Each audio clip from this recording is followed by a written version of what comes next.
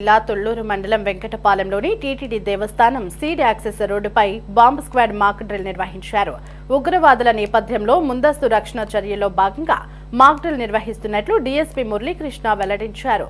రాజధాని ప్రాంత భద్రతలో భాగంగా తనిఖీలు చేపట్టామని, ముందుగా బాంబు మెటీరియల్ దాచి ఉంచి డాగ్ స్క్వాడ్ ద్వారా ఖచ్చితంగా గుర్తించే ప్రయత్నం చేశామని డీఎస్పీ తెలిపారు.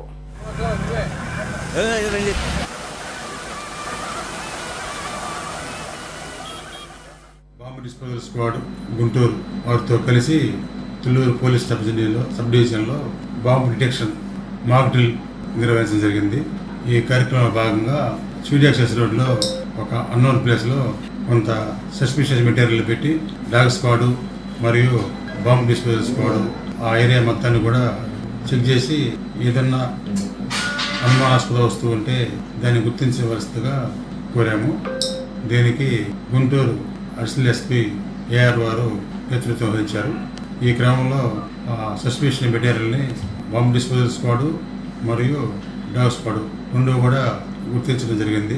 ఈ పర్పస్ ఏంటంటే ఏదైనా ఇల్లు సక్రమంగా చెకింగ్ జరుగుతుందా, నిజంగా ఏదైనా అనుమానాస్పద వస్తువు ఉంటే డిటెక్ట్ చేయగలుగుతున్నారా లేదా అనే ఉద్దేశంతో ఒక నిర్ధారణ కోసం ఇది చేయడం జరిగింది.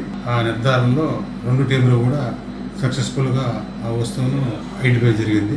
ఇదే విధంగా అన్ని ప్రాంతాల్లో కూడా వేరు ప్లేసుల్లో డైలీ ఈ విధంగా చేస్తాము.